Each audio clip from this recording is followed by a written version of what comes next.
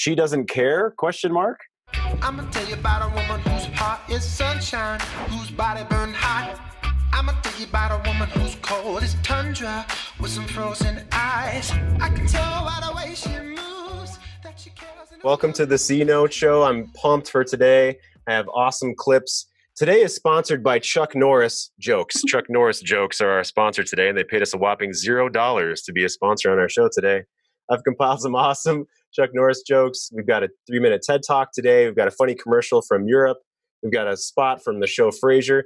Man, I'm ready to kick ass. I'm pumped up. Hi, Cynthia. So Cynthia Cruz is my co-host, and we are professional coaches with Great Men Move Mountains, and we love being here. Cynthia, great to see you this morning. Good morning. It's so incredibly wonderful to see all of you. I really love just pulling down and seeing, oh my gosh, look who's here. So thank you so much for being here, and thanks for having me. Yeah, so cool. And for those of you that are, here on time or / early, whatever that looks like in your world, I'm going to start with I've got to share our amazing little thumbnail here that I did on Canva.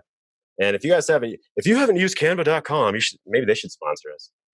So yeah, welcome to the C Note Show, guys. We're here because we want to teach men how to be in modern relationship. We love women, we love relationship, and we know that the challenges of today are way different than they were 20 years ago, 40 years ago. Absolutely. With social media, and right now with quarantine that's happening, maybe you're separated in the same house. Maybe she said, maybe she loves you but not in love with you. Maybe she's threatened divorce. Maybe you're thinking about divorce.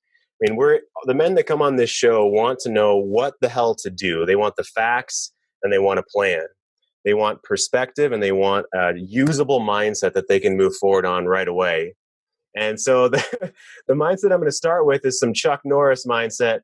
So here we go. I'm going to roll some footage with no sound while I read some Chuck Norris jokes. Here we go. Chuck Norris kicks everything. That's this little spot. Yeah. Chuck Norris doesn't read books. He stares them down until he gets the information he wants. If you spell Chuck Norris in Scrabble, you win forever. In the beginning, there was nothing. Then Chuck Norris roundhouse kicked nothing and told it to get a job. Chuck Norris has a mug of nails instead of coffee in the morning. If Chuck Norris were to travel to an alternate dimension in which there was another Chuck Norris, they'd both fight and they would both win. The dinosaurs looked at Chuck Norris the wrong way once. You know what happened to them. And then we'll end off with a very manly one. Chuck Norris tears cure cancer. Too bad he's never cried. There we go. All right. There's my sponsored by Chuck Norris for this morning. We'll continue with Chuck Norris kicks everything another day. I also have Dos Equis, the most interesting man in the world. I found 102 lines for that we can use another day. Super cool. So Cynthia, is there a equivalent to Chuck Norris in a woman's world? Is there like Xena, warrior princess, that I should be giving equal opportunity to a woman kicking ass as well? What would you think? I think the latest one was when the newest Wonder Woman came out. She's, of course, can take down Hades, or what was the god of war? I can't remember. Ares I'll or go something. with Hades. I don't know. And yet she can do it and still use the power of her deepest love. So she's able to be, nails plus love. So that's the ultimate. Oh, of course. Yeah, Jonathan says Brene Brown. Yeah, that would be awesome. So I should just put Brene Brown in there for the quotes. Let's see. If you ask Brene Brown what time it is, she always says 2 seconds till. After what, you ask? 2 seconds after what? And then she roundhouse kicks you in the face. I don't know if that works as well with Brene Brown. I guess it still works. With love. Roundhouse kicks you in the face with love. Thank you, John. I love it. You need to be one of the writers on our show. That sounds awesome. Very cool. So guys, our theme of this week, and I love Chuck Norris and all, and I could do that for longer. Let's go ahead and get into our show, right? So the theme of this week is what? She doesn't care? It seems like she doesn't care. The way that she acts, the way that she talks. So how can I think about this in a different way? How can I think about my own reactions in a different way? How can I think about her behavior in a different way? So for instance, what do I do if she seems fine with never figuring this out, or seemingly never figuring this out? So Cynthia, let's catch our men up really quickly. What do you think of as a woman when you hear these kind of stories, when it seems like she's fine, never figuring these things out? And I think about Paul, the shared client that we have out of Seattle. So bring us up to speed for 30 seconds here to a minute of what's our theme of this week? She doesn't care. And what does that look like for a woman? Yeah, well, and I respond to that in two ways. There's a part of me that kind of wants to go to her and be like, how could you have someone in your life who's inviting you in and asking you to grow and move with him and be in life with him? And how could you have shut down so much that you don't even want to try or believe that things could be different? And then I also know from living in a woman's being and body and heart that if she has taken some of those early hurts and those early experiences that maybe she didn't feel her femininity, who she was valued, trusted, important, she kind of has stuffed down that hurt and just naturally starts building this wall and this protective barrier that is there and is very real. And then she kind of gets stuck in, this is my only sense of control. This is my only strength. If I was to let this go, I would feel all the stuff that got sent into my heart before that.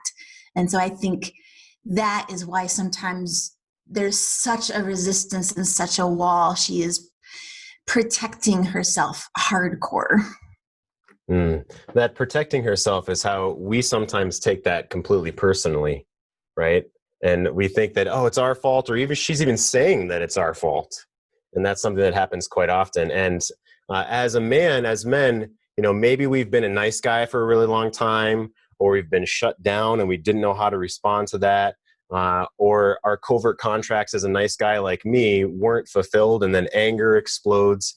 I have a quote from the book, Hold On to Your Nuts, that I'll share later on in the show that talks about this as well in direct relation to a question from our private Facebook group, our Great Men Move Mountains private Facebook group. And on that note, Cynthia, I want to move right into a post. And the man who posted this is on here today, and I asked him if he would give some feedback after that, and he gave me a thumbs up. So I'm going to read a big chunk. It's going to take me about 20 seconds, 30 seconds of the question, and then we'll move forward from there.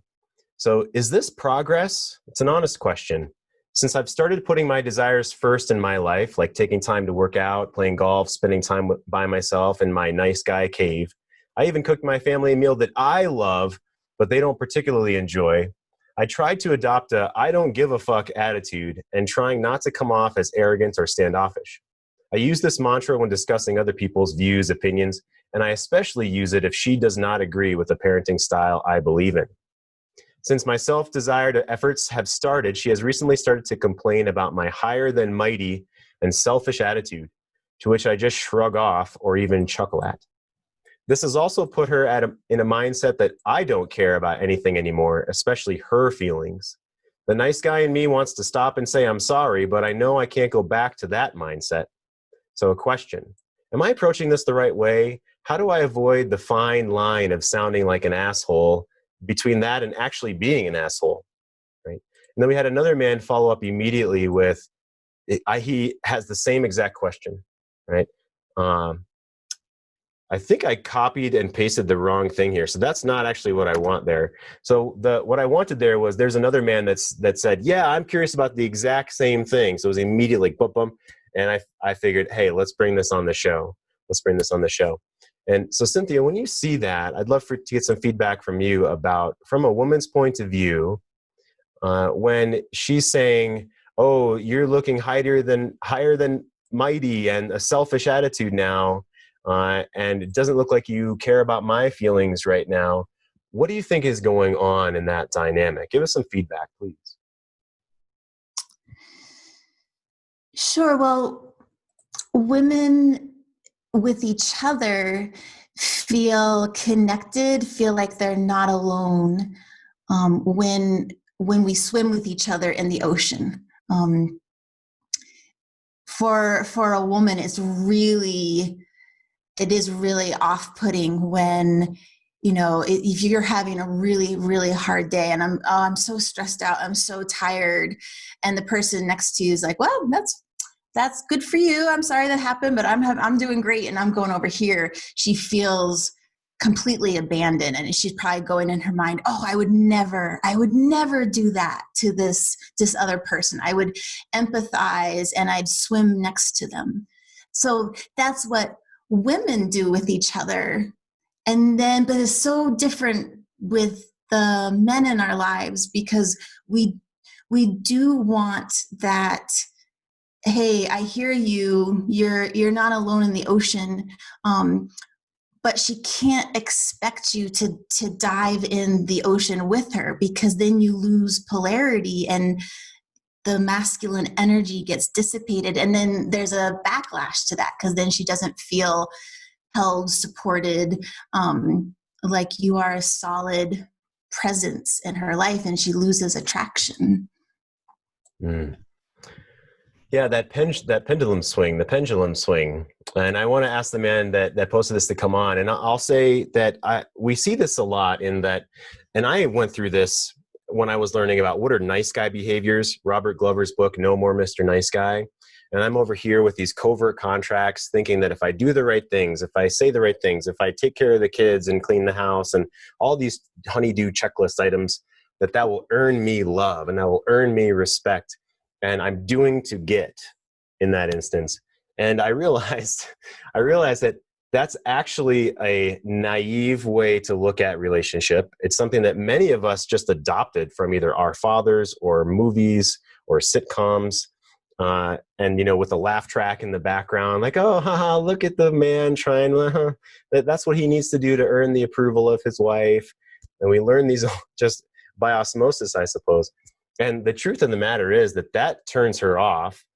She knows that we're trying to win brownie points. And so when we learn this, when we pull back the curtain with this work that we're doing here, guys, that sometimes we have a big pendulum swing to the other way of like, okay, I've abdicated everything that I wanted. I put everything on the back burner or took it off the stove completely.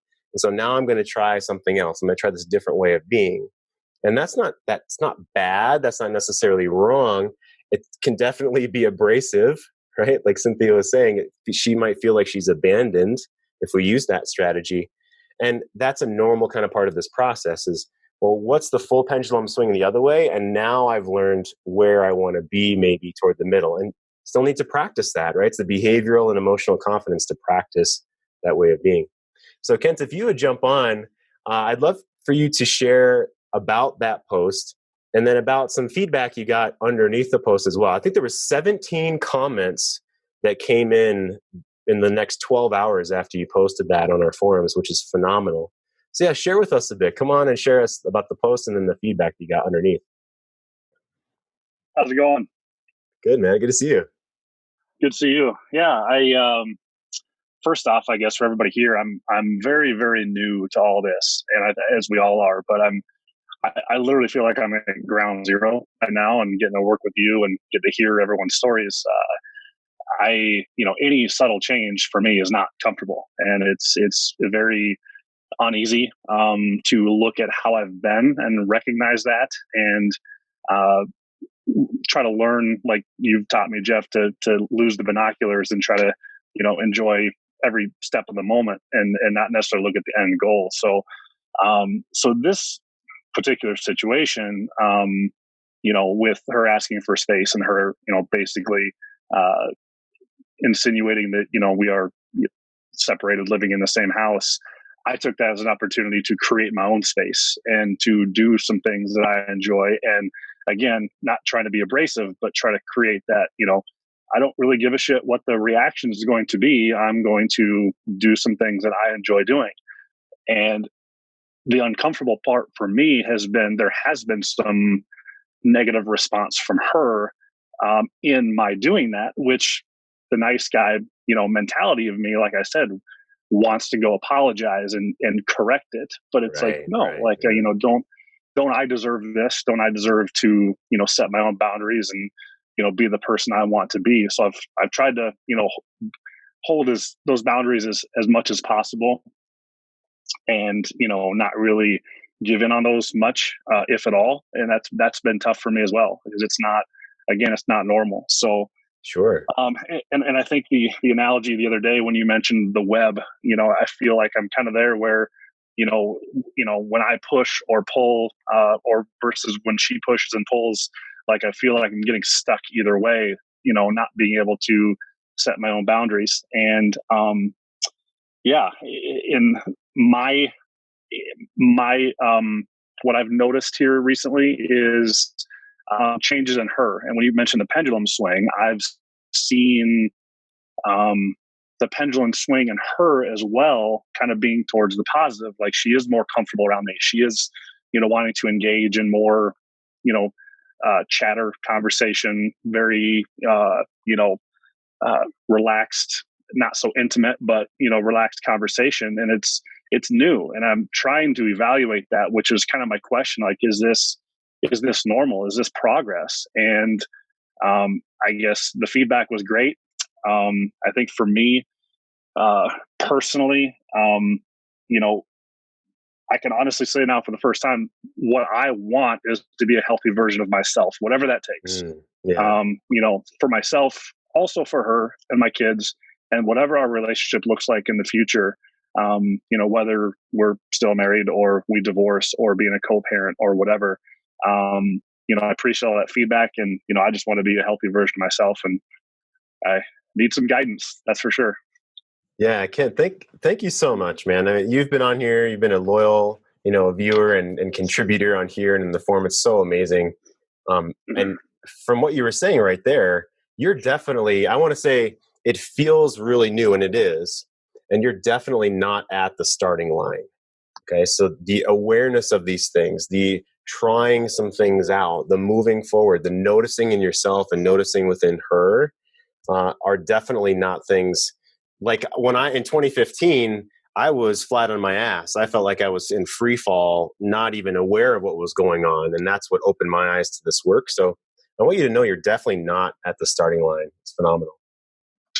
Appreciate that. And your 2015 was my 2018. And it was, I forgave some things that probably didn't deserve forgiving.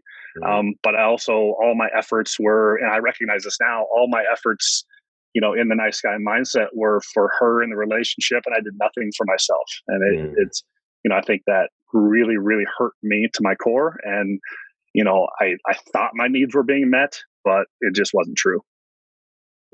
So if you don't mind me asking, what do you mean? Tell us more about, I thought my needs are being met. That was me and my son yesterday. I need 10 more minutes. I need 10 more minutes. Yeah. So when you said, I thought my needs were being met, but they really weren't. If you don't mind elaborating on that for us, I'd really appreciate it, Kent. Well, I'm about halfway through the book, No More Mr. Nice Guy. And honestly, it's been eye-opening. Every single page, like, it's describing me to a T. But, I've always been, the type of person who, if, as long as everyone else is okay around me, then that means I'm fitting in, that everything is okay. I'm not rocking the boat. I'm not, so I felt like I was doing my part in being there, more physically than anything, but emotionally, spiritually was not adding anything to the recipe of a good family. And, I think that hurt me, a lot, because I do want to lead. I do want to be a person of my own values. And, I want those values to be, I guess, respected, maybe not necessarily recognized, but, I don't need the recognition, but I also want to be a person who my kids can look up to. And right now I'm not really doing that. Oh my gosh. Yeah. That soup of who is looking up to us. There are so many different people in the world. Maybe it's our employees at work, or our colleagues, or the people that we're serving, our clients, or our family, or her, or the dog. I think I heard your dog in the background, which is cool, right? Like, did I take the dog out today? Am I even thinking about helping the dog? And everybody needs my help. And that's where we start, it seems. And I want to share a graphic. This was actually created by Tim Wade and Steve Horseman. And I want to give full credit due for Tim Wade and Steve Horseman's company that when they work together is called Mojopolis. And you see on the top right, it says Mojopolis LLC. So full credit. And this is, Kent, I don't know, have you seen this before? I believe I have. Okay, so good. You may have seen this in, either I showed it or in Good Guys to Great Men. And so this is done with love. It's done in humor. Like a lot of things here, we dive deep and then we springboard back up. And so the Two-Face with the woman on the top is done in humor and in love. But sometimes, well, this is the umbilical cord, the femometer of us being attached to her mood. And so if she's not okay, we're not okay on the bottom, right? And we use her mood as a gauge of whether she loves us or not. So on the bottom there, it says she loves you not if she's in a bad mood, you're having a bad day. Or, oh my gosh, she's having a good mood. She's in a good mood today. So that must mean that I'm a good boy and I'm doing well in the world. Right? So I wanted to share that thermometer, that we want to cut the cable of reactions of how she's feeling in this moment to how we're doing in the world, how we're doing in life. And it sounds like you're feeling that out right now and trying to so maybe you're feeling good and she's not. And it's like, okay, I'm practicing. I'm not sure if I'm doing this right, but I'm practicing. So Right. How does that hit the nail on the head, Kent? It really does. And I don't know if it was after your response I read last night on the forum, but that was one thing that I'm really recognizing in myself is, why am I doing what I'm doing? Is it to get approval? Is it to get for my own intrinsic reasons? So that's where my struggle is, to make sure I'm doing, if I'm going to have a don't give a fuck attitude, I'm not going to do it to hurt anybody else. I'm not going to do it to change someone else's opinion. I'm going to truly do it for me, and that I can move on and go to bed at night and sleep well, and not have that hanging over my head like, oh shit, did I say something wrong? Type of mindset. So yeah, that's where my struggles are at right now, and yeah, that's it. Sure. Yeah. Thank you, Ken. So thank you for coming on. I appreciate it. I want to put out there that you can have both of those things at the same time, guys, right? You can have I'm going to mute you real quick, Ken. So you can have Mark Manson's book, Subtle Art of Not Giving a Fuck, is all about this topic. By the way, he's got a great website, markmanson.net, and he has a 20-some page article that he wrote prior to writing that book. And he has lots of great articles there. And so Mark Manson says it's not about not giving a fuck about anything. It's about saving what you do give a fuck about. So making sure that you don't go crazy over small things, or that you're not trying to be abrasive for these small reasons to like make a point, which Kent, talked about that. He already shared that. It's a matter of, well, does this really matter? Do I really need to push into this? Or maybe I just need to let it go, right? Like I've shared vulnerably with Cynthia. And by the way, I want to honor all the men that have a phenomenal conversation going on in the chat, and honor the men who are regulars on here. I may miss some names, but you guys, love you. So Patrick from New Zealand, everyone from around the world. We have men, Ian Cullingan from Spain. Let's see, we've got Randy again. Of course, Pat is on here. Michael, good to see you. Matthew, good to see you on here. Awesome, man. And John is a regular. John has got some amazing success stories as a man that's come through this work over the past couple of years. And so I'd love for him to raise his hand and jump in. We've got Dennis Collins on here. He's a colleague and a friend of mine. Hussein and Jason is a colleague of mine as well. Of course, my amazing co-host Cynthia. We've got lots of people. I wasn't even able to say everyone that's been a regular on here, and that's just so amazing and honoring. So Cynthia, while I finish up this thought, if you take a look at the chat, please, and if you bring in some pieces from the awesome conversation that's going on. And so, yeah, the pendulum swing is not, it doesn't have to be one or the other, right? It's not one factor. We can move forward with, okay, I'm honoring myself and I'm honoring her. I'm honoring myself and I'm honoring the relationship between the two of us. It's kind of like my ideal in business, which I say is, heart and business, left foot, right foot, left foot, right foot, heart and business, heart and business. And this show is so much of our heart that we're doing for free every single weekday. Obviously, I love doing it. Cynthia loves doing it. Super cool stuff. So you can do both of those things at the same time, right? It's not a zero-sum game. It's not one dimension. So Cynthia, yeah, please, I need to shut up. I've been doing too much talking as usual. I'll take a drink of water here, and please honor some of the conversation that's going on in the chat, please. Yeah, well, I really liked what Jason said. He said, now that I hear Kent, I'm wondering if she is also testing to a point. Maybe a part of her likes what she's seeing, feeling at a certain level, and is pushing against it to see if it's real, while still protecting herself from the parts that worry her. And that made me think as well, that it's okay for us to be on a pendulum swing. Women do this all the time, especially if she's hit a moment in her life, or maybe even as a teenager, a young girl, where she felt like her emotionality, her sensitivity, the parts that were more tender in her, make her weak. And she's like, and maybe she goes through a big breakup. She's like, I'm never going to be, weak again. I'm never going to be affected this way again. So she like jumps to the other side and gets super tough. And I'm not going to let anyone take advantage of me that way again. And she gets kind of, masculine in herself. And I think that's how we learn and grow, about back and forth until we find our center. Also in relationship, we always get something out of the interactions that we're in. Even the most negative is giving some sort of emotional feedback, is giving some sort of energy. And so, I can also see as, Kent and other people are shifting how they're acting in relationship.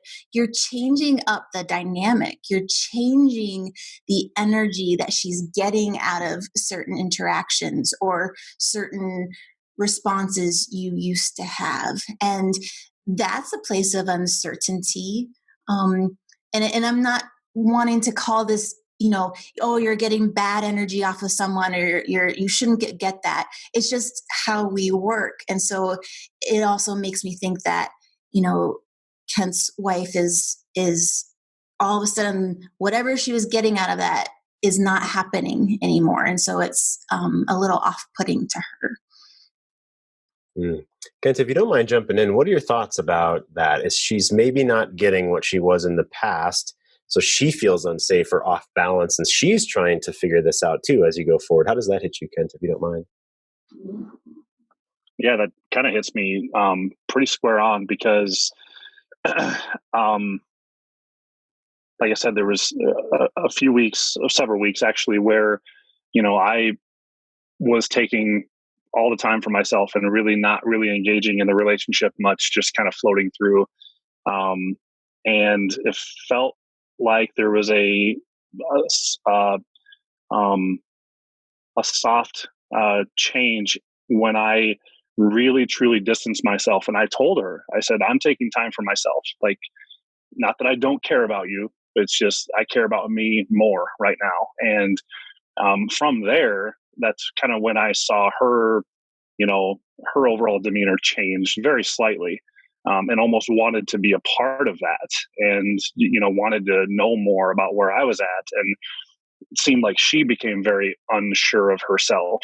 And, there's no doubt she's scared through all this. She's told me this. And just to give you an example, and I'll go all the way back to actually literally the first day we were officially separated in our house. I made the arrangements that I was going to sleep in the guest room, and I was moving all my toiletry stuff downstairs. And, that night I said, I'm going to bed, and I had everything downstairs ready to go. And I literally got halfway down the stairs and she says, I love you. And I'm just like, wow, like, where is that coming from? And she said she wanted a hug. And I'm like, after what we've been through today, I'm like, totally got mind effed and just did not know how to respond. So I gave her a hug and I went downstairs. I said, this is what we just discussed pretty much all afternoon. And, so from there, I still took space, took time for myself. And not that, I didn't care about her feelings, but it was like, I just need to separate. I just need to give her, put the space between us, and, leave that space for the relationship for another day. Yeah, Cynthia, I'd love for you to jump in if you like. Kent, one of the things that takes practice, like you were saying, is taking literal space maybe, and taking emotional space for between us and her potentially, and also within ourselves. I was watching, so Steve Horstman has a course called Diffuse the Divorce Bomb.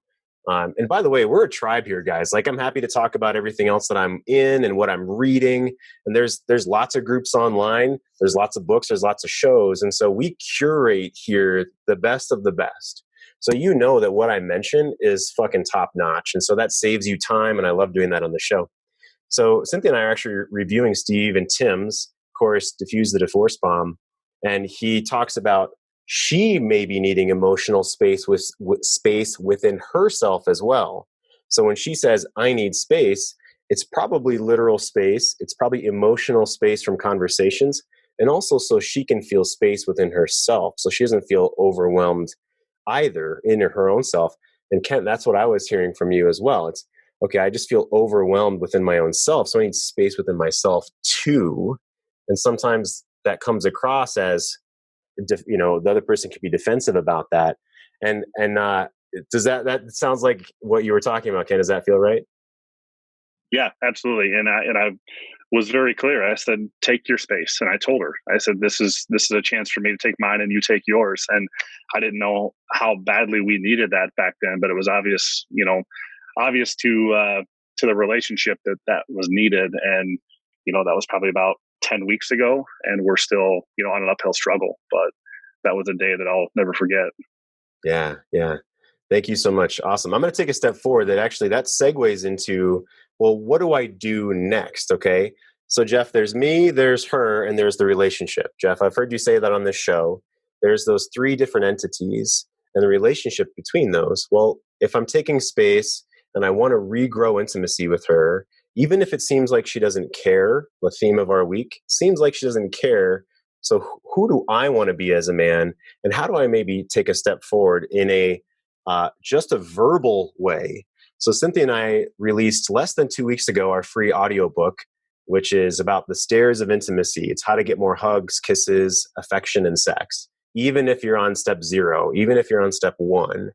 And an important part of those steps is the verbal connection between the two of us. So I'm going to bring up a 3-minute TED Talk. It's a short TED Talk about this. If you want to grab our free audiobook, it's greatmenmovemountains.com/free audiobook. You punch in your info and you get instant access to that. And Cynthia created a 13-page ebook accompaniment to that as well, that you can read the ebook, read the PDF as you go along that explains the tools. So it talks about all this stuff, right, guys? So that's just the tip of the iceberg. And let me show this TED Talk here right now about, well, how can I start to connect with her even if we're on step 1? Here we go. Hi, I'm here to talk to you about the importance of praise, admiration, and thank you, and having it be specific and genuine. And the way I got interested in this was I noticed in myself when I was growing up until about a few years ago that I would want to say thank you to someone. I would want to praise them. I'd want to take in their praise of me, and I just stop it. And I asked myself, why? I felt shy, felt embarrassed. And then my question became, am I the only one who does this? So I decided to investigate. I'm fortunate enough to work in the rehab facility, so I get to see people who are facing life and death with addiction. And sometimes it comes down to something as simple as their core wound is their father died without ever saying he was proud of them. But then they hear from all the family and friends that the father told everybody else that he was proud of him, but he never told the son. It's because he didn't know that his son needed to hear it. So my question is, why don't we ask for the things that we need? I know a gentleman married for 25 years who's longing to hear his wife say, thank you for being the breadwinner so I could stay home with the kids, but won't ask. I know a woman who's good at this. She once a week meets with her husband and says, I would like you to thank me for all these things I did in the house and with the kids. And he goes, oh, well, this is great, this is great. And praise really does have to be genuine, but she takes responsibility for that. And a friend of mine, April, who I've had since kindergarten, she thanks her children for doing their chores. And she said, why wouldn't I thank it, even though they're supposed to do it? So the question is, why was I blocking it? Why were other people blocking it? Why can I say I'll take my steak medium rare, I need size 6 shoes, but I won't say, would you praise me this way? And it's because I'm giving you critical data about me. I'm telling you where I'm insecure. I'm telling you where I need your help. And I'm treating you, my inner circle, like you're the enemy. Because what can you do with that data? You could neglect me, you could abuse it, or you could actually meet my need. And I took my bike into the bike store. I love this same bike, and they do something called truing the wheels. The guy said, you know, when you true the wheels, it's going to make the bike so much better. I get the same bike back, and they've taken all the little warps out of those same wheels I've had for 2.5 years, and my bike is like new. So I'm going to challenge all of you. I want you to true your wheels. Be honest about the praise that you need to hear. What do you need to hear? Go home to your wife. Go ask her, what does she need? Go home to your husband, what does he need? Go home and ask those questions and then help the people around you. And it's simple. Why? And why should we care about this? We talk about world peace. How can we have world peace with different cultures, different languages? I think it starts household by household, under the same roof. So let's make it right in our own backyard. And I wanted to thank all of you in the audience for being great husbands, great mothers, friends, daughters, sons. And maybe somebody's never said that to you, but you've done a really, really good job. And thank you for being here and just showing up and changing the world with your ideas. Thank you. Thank you for being here, guys. Thank you for being here and changing the world with your ideas. So cool. And so in there, she said, telling someone that critical bit of information is being vulnerable. And Brene Brown says, anytime, I believe it's Brene Brown, yeah, and Daring Greatly, says anytime that we share something that's important to us and we're not sure how the other person is going to react, that's being vulnerable. So if we say, and this goes into our metaphor of diving into the pool and then kicking up off the bottom of the pool. So diving into the pool is sharing vulnerably what you would like. And kicking up off the bottom is using the word because, and then sharing the positive vision that you would like for the relationship. Okay. So it's not because it would make me feel good and I'm a little boy that needs to be petted on the head by mommy. It's because I would love for us to have an honoring relationship where we share and do acts of love for one another. And we're excited to see one another. Okay? And I feel fulfilled with you in relationship. And I would love for you to tell me how you would like to be praised as well. It's a very simple conversation that seems complicated, especially if there's, Cynthia, I'm going to have you jump in here in a second, especially if there's walls built up, especially if she's got her Wonder Woman, shield or her, what is it, the bracers, and she's like smashing you in the nose with her fucking fist. And it's really hard to ask her to praise you specifically if you guys are beating each other up here, right? If you're Chuck Norris, like the beginning of the show here, it's hard to ask for specific praise. So help us as men in a situation that's tough, right? It's like, oh yeah, Jeff, that's really easy when you have a great relationship going on and this kind of thing. But what about my situation? How can a man dive into the pool and kick up off the bottom of the pool with a vision? So be vulnerable and then share a vision for the relationship, even though she has walls potentially up right now. I think we are constantly, us as men and women, offering to each other, hey, this is what my world is like. And I want to understand what your world is like. Because a woman's thoughts and beliefs about praise are going to be so different and come from such different core desires than I imagine yours are coming from. So offering up like, hey, as a man, I really value being a provider for you. And it would feel great if you could give me your appreciation for, coming home from work today and bringing groceries. It would feel really amazing to me to hear how that affects you and makes you feel about me.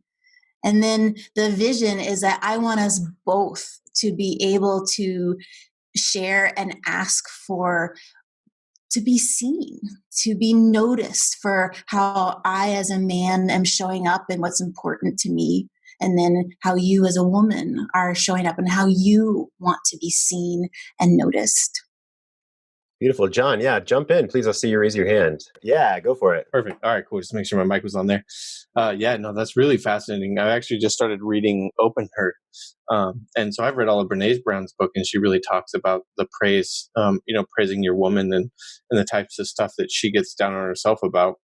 That when her husband brings up, it actually really kind of helps her push throughout her day and get through her insecurities. But I never knew until that book, actually, what she was talking about, how it's specific to your woman, the poet archetype. I've been kind of working on that recently. I think that's one place where I was lacking was applying that personal touch to the thank you. Anybody can say, "Hey, thanks for doing the dishes." That's a good compliment. But hey, I really appreciate how you step up and take care of the family in times when I possibly can't get to it. Really, really makes a big difference on the way you say thank you. Yeah, Cynthia, I'd love for you to jump in. So it doesn't matter how I say thank you, right? I think it's so what do I want to feel? What can you feel in a man if I just say, yeah, thank you, and all you can feel is tear up, or I'm just bullshitting you, or have like a stone face, versus if I own it in my fucking guts and in my groin and in my chest. Yeah, when it's just like thank you from here up, it feels like you have a checklist and you're like, okay, this is my expectations. You met the expectation. Don't not meet that expectation. That's what it feels like. Versus when even something like, emptying the dishwasher, which I actually don't do very much because I like loading the dishwasher. I just don't like emptying. I haven't noticed. I have no idea what you're talking about. It's like, why don't you just keep the dishes in the dishwasher? Like, why do they have to move? But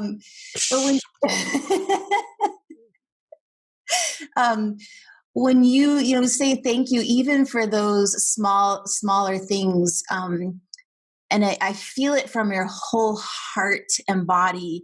It's like, I'm contributing to this relationship. I have significance in this relationship.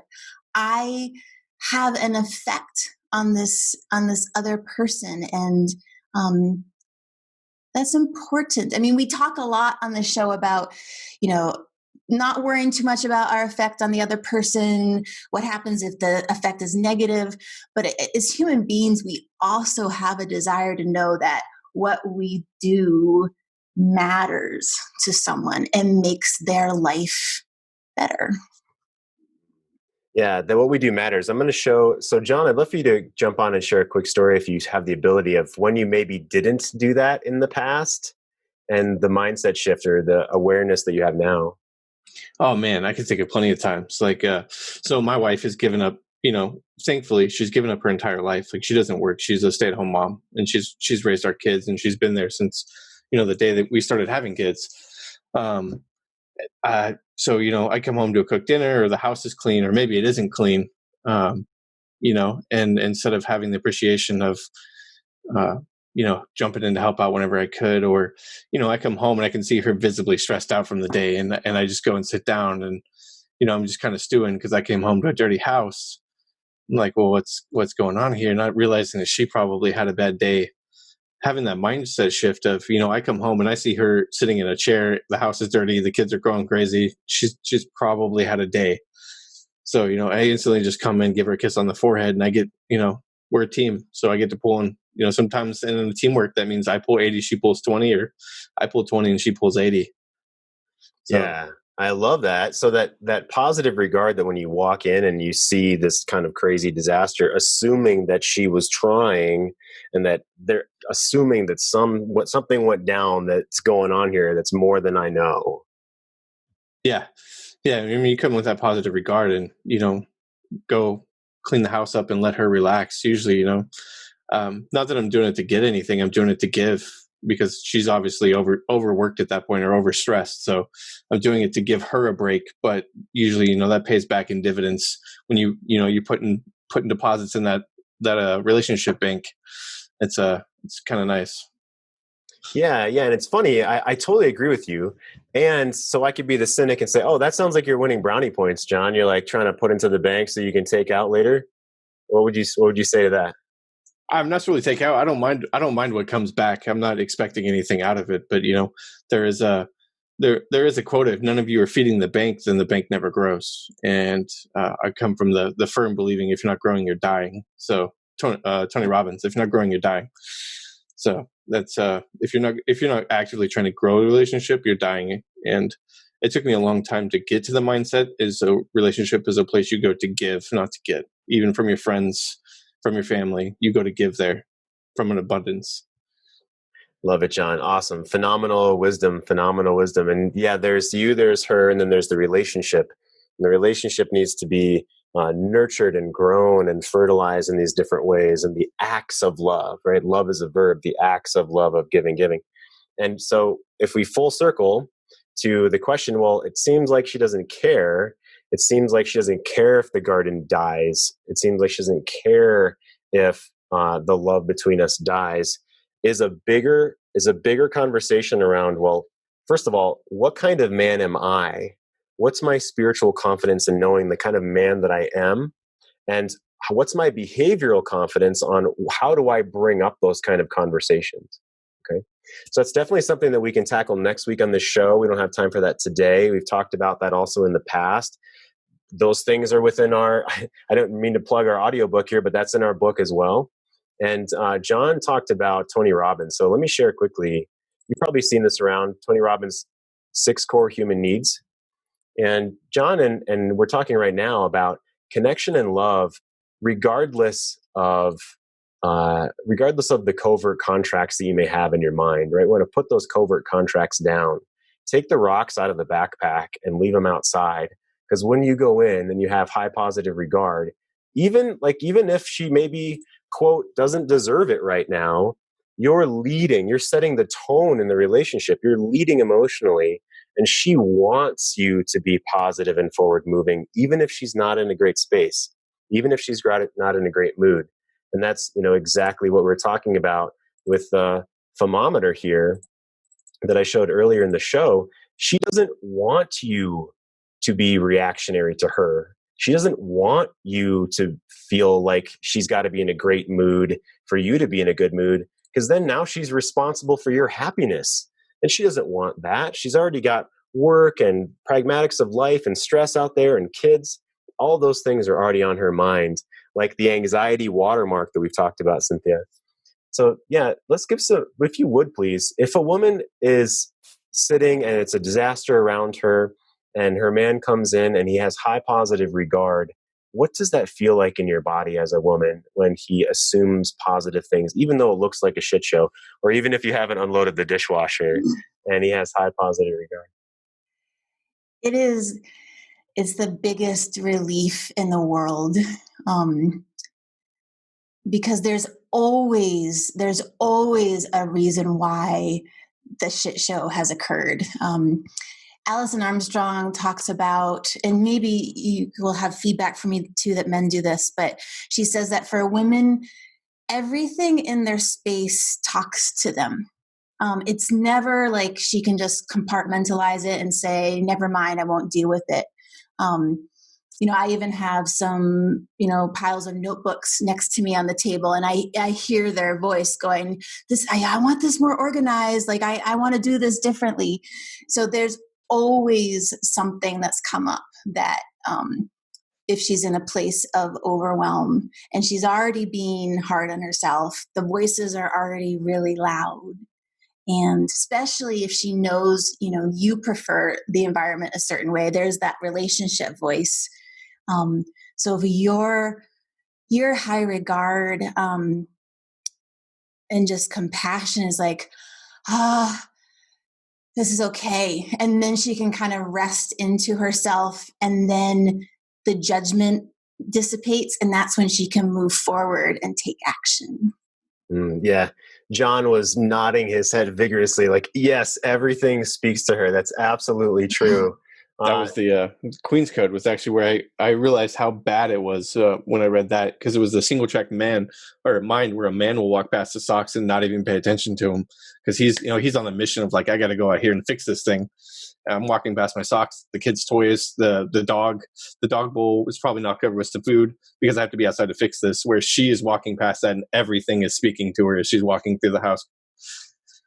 Yeah, absolutely. I love it. So Cynthia, I want to segue and I'm gonna set this up a little bit. So would you say that a woman is sometimes a little bit out of control? Say yes. Say yes. I would say yes. Okay, good. Oh my God. Woo, she said yes. Because that's going to go into this funny commercial. It's actually not from Europe this time. I made a mistake. It's actually a Dorito commercial. So Dennis Collins is here. He's had phenomenal stuff in the chat. And whenever I think about, I'll say funny commercials, Dennis was a part of a funny commercial we did a few days ago with bananas. You got to go find that in the other shows. So I'm curious if Dennis is available to come on and give me some feedback after this advertisement, this funny ad. And I'd love Cynthia to kind of chime in maybe along the way about the woman being out of control in this ad. So here we go. I'm going to share this.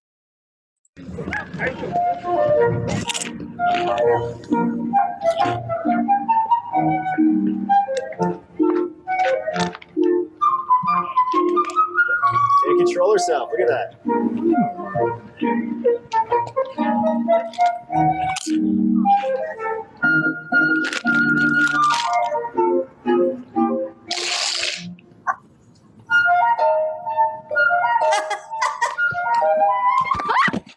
Oh no, Dennis!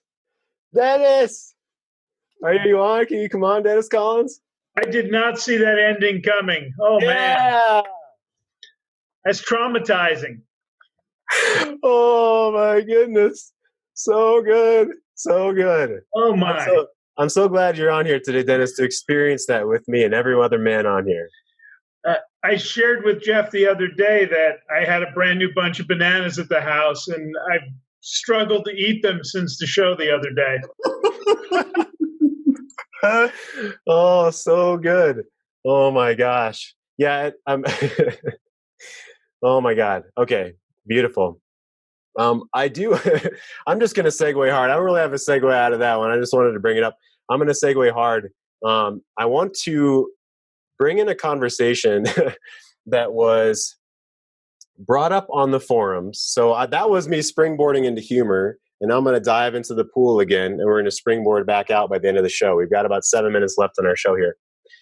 So there was a question that was brought up on the forum that was a really difficult question.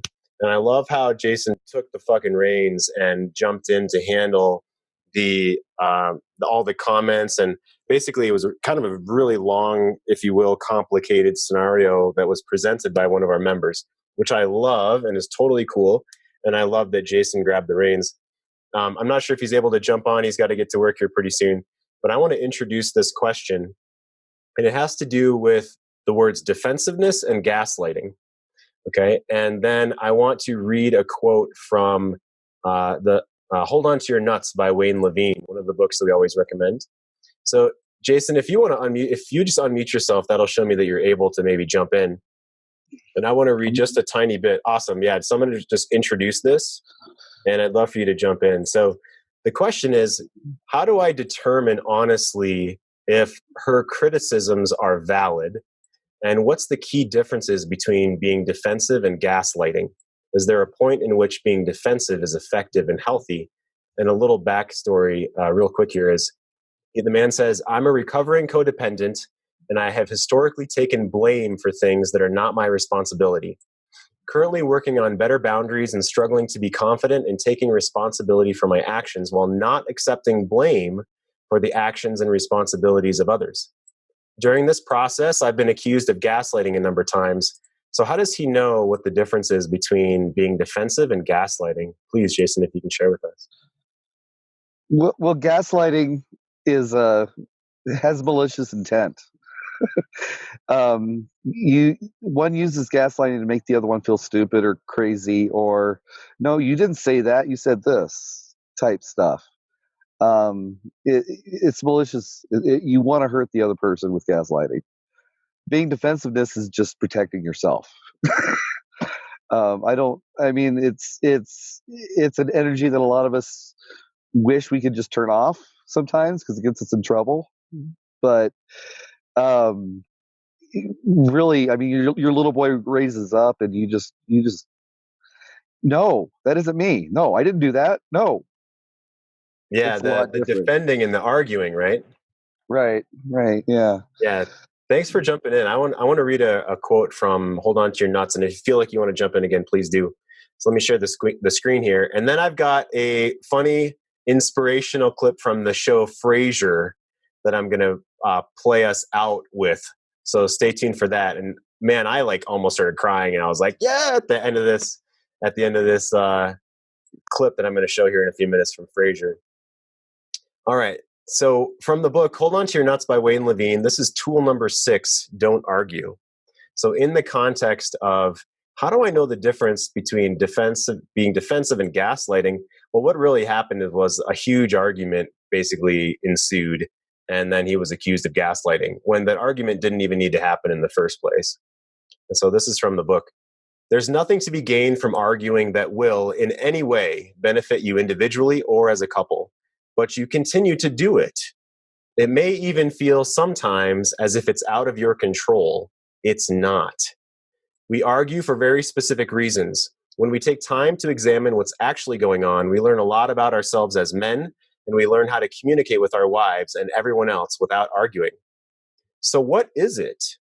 Some men hear the voice of their mother.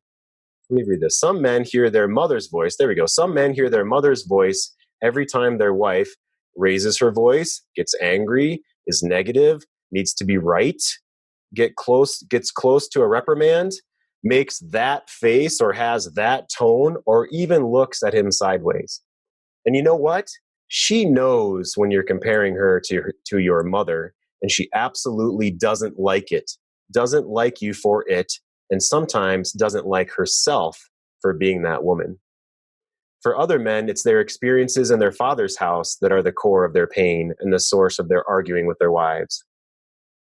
Because of the fear, abuse, or constant tension in their homes when they were boys, they grew up to be men who will go to great lengths to avoid conflicts. Eventually, his anger, rage, and resentment are too much for him to keep stuffed, and he explodes. At the very least, there's an argument. Sometimes it's even worse. After years of this behavior, it doesn't take much to push each other's buttons.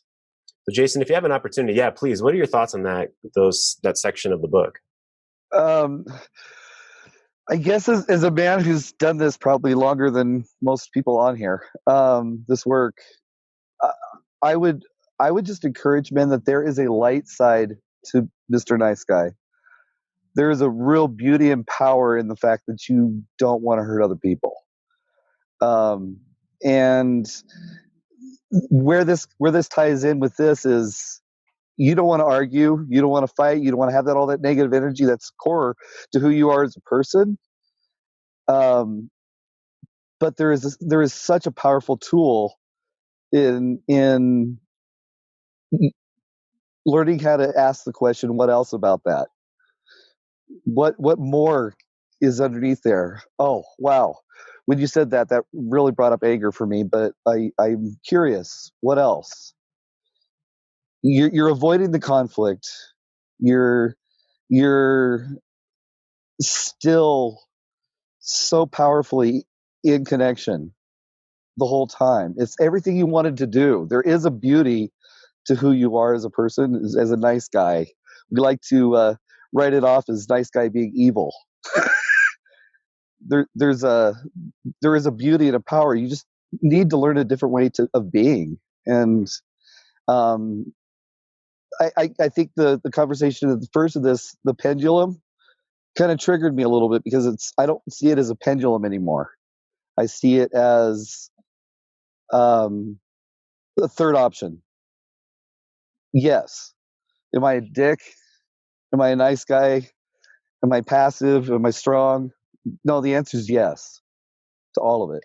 Yeah. Yeah. So incredible, Jason. That was phenomenal. Empowering. Like there's power and beauty in not wanting other people to be hurt, or wanting to take care of people. Right. So cool. Yeah. And the yes. So that reminds me of the boredom exercise is yes, we are all of these things. We're these, negative things, these shitty ways of thinking, and we're these positive ways of thinking as well. And those are all within us. And we don't have to give any of those the wheel to the bus. Like we always have our hands on the wheel, and the answer can be yes, I am those things, and to learn the skills of how to be what you want to be. Jason, I love it.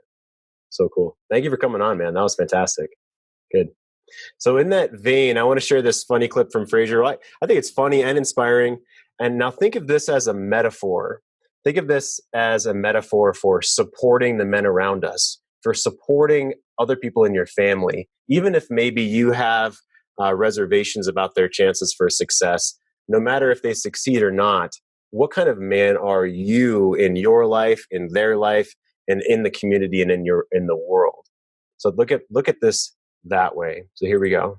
Ladies and gentlemen, check your seat numbers. At halftime, one lucky fan will be taking your Northwest Cable's half-court shot. Are you ready?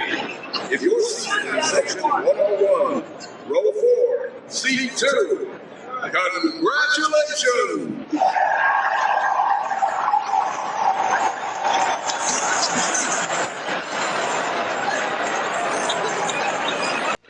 Good luck, Niles. Thanks, thanks, Fraser. Granted, Niles. Thanks, Dad. Now I need you to put this on.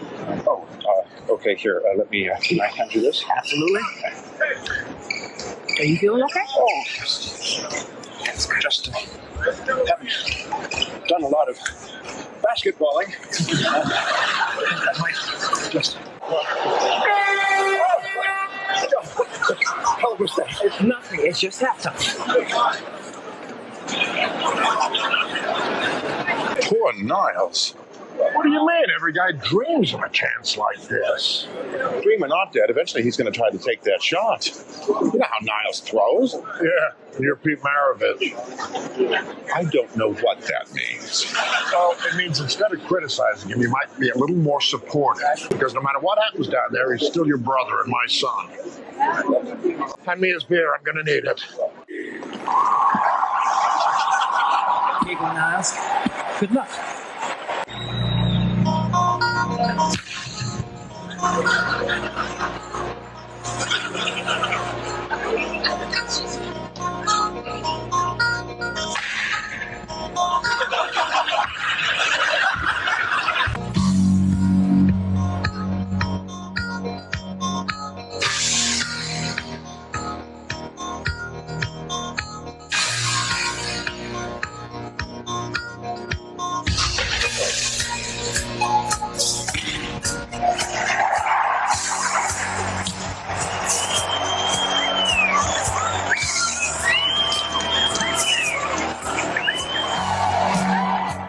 Oh my God, so good, so good. Yeah, Niles, I love it. And he was so nervous and terrified to put even the jersey on. And I think about what that's like to start this journey as a man and to kind of come out of the quicksand and awaken to, fuck, I can actually have a community of men that are going to help me with this. And I can actually learn these skills. And it's not that complicated. It's a matter of steeping myself in this work like you men are doing on this show. And if you're watching this, I love it. So even though you're terrified at the beginning, you're really not in any danger. Okay? Even though it feels like it, even though your heart's pounding and your lizard brain, your limbic system is telling you you're in grave danger, you're really not. Okay, that's just a story in your mind. And give it a fucking shot. You got nothing to lose. I love that spot. So cool. So on that note, it's 12:06 here. We'll start again every Monday through Friday. Tomorrow's Friday. We'll wrap up our theme of this week, and we'll wrap up our tool. The theme of this week is She Doesn't Care, and our tool of the round table, or I should say the boardroom, our tool of the boardroom. And tomorrow I've got some more Chuck Norris jokes. I've got some more funny commercials. I've got another TED Talk we're going to line in. And I want to say thank you to everyone who's on here. Thank you so much to my beautiful, talented co-host, Miss Cynthia Cruz. Thank you for having me here. And I really loved what Jason said today about the beauty and the power of all of you. And I truly feel that and truly appreciate that. So thank you so much. So this has been the C Note Show with myself, Jeff Allen, and Miss Cynthia Cruz, brought to you by Great Men Move Mountains and greatmenmovemountains.com. We will see you tomorrow at 11 a.m. Mountain, just like every weekday. Love you guys. Bye. I'ma tell you about a woman who's cold as tundra with some frozen eyes. I can tell by the way she moves that that she cares and it's lovely.